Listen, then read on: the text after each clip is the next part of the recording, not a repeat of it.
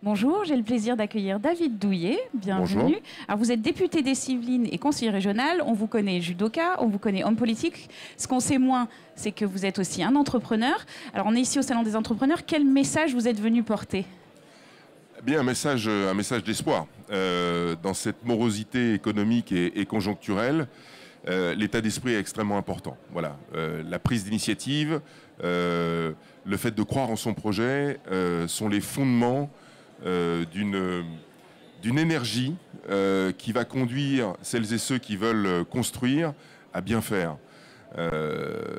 Tout n'est pas perdu, bien au contraire, y compris et surtout en France. On a largement de quoi faire, largement de quoi continuer. Les politiques vont évoluer en ce sens, c'est certain, parce que, y compris le gouvernement actuel, commence à comprendre ce qu'ils ont fait en début de mandature pour bloquer complètement l'économie et le système, et à desserrer les choses. Donc aujourd'hui, on est plutôt dans une remontée de cette mauvaise spirale. La spirale ne tire plus vers le fond, elle aurait tendance à partir vers le haut, même si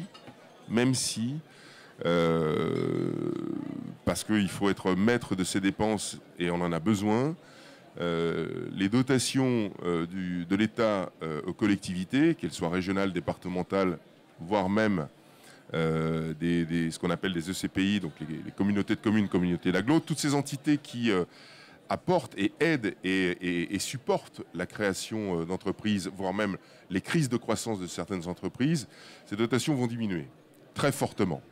Donc là, un petit conseil que je pourrais donner, c'est lors des prochaines élections départementales et régionales, de bien lire les propositions et les projets de chaque candidat ou chaque candidate, quels que soient les partis, parce que ce sera primordial. Il y aura de toute façon une diminution sur ces sujets-là. Donc la région Providence, le département Providence, l'État Providence, c'est quelque chose sur lequel il ne faut plus forcément compter. Donc ce sera extrêmement important de voter pour les gens qui auront une vraie politique de soutien. Oui, à défaut de financement, il faut avoir des bonnes idées. Exactement. Est-ce que vous avez des exemples concrets à nous donner ?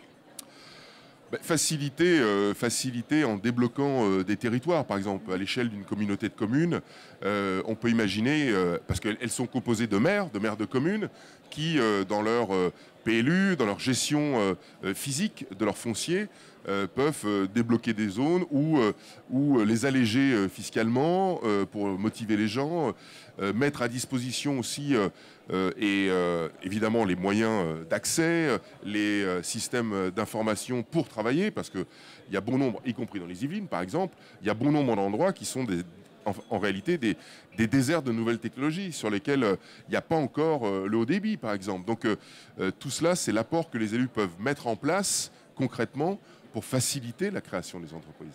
Alors juste pour terminer, on sait qu'en France, on est très doué en création d'entreprises. Là où ça pêche un petit peu, c'est plutôt la deuxième phase, la phase de développement. Comment vous avez géré ces phases dans vos entreprises et qu'est-ce qu'on peut faire pour aider les entrepreneurs aujourd'hui ? Moi, j'ai été confronté, je crois, comme tout le monde, je pense que beaucoup ici vont se reconnaître à la mauvaise foi des financeurs classiques que sont les banques. Quand on est en crise de croissance ou lorsque dans ces crises de croissance, il y a forcément une notion de risque, hein, c'est toute la définition de l'entrepreneuriat, et bien là, il n'y a plus grand monde derrière vous, etc. Bon, comme d'habitude. Aujourd'hui, il y a d'autres solutions. Aujourd'hui, on a des solutions qui ont été développées par l'État, je n'y reviens pas, on les connaît parfaitement, mais il y a des solutions qui vont être créées, qui sont en train de se créer dans le privé, qui nous viennent d'outre-Atlantique, des solutions privées à base de crowdfunding, où là, on va aller chercher l'épargne des gens qui sont placés de manière classique sur des produits de rendement qui vont les intéresser beaucoup plus, mais ce même argent servira sur des sommes limitées à financer ces crises de croissance et permettra donc à suppléer ce manque de courage, malheureusement, que n'ont pas, je dis les choses franchement, nos organismes de soutien habituels. Très bien, on invite les entrepreneurs à s'y intéresser. Donc, absolument. merci beaucoup. C'est une belle voie.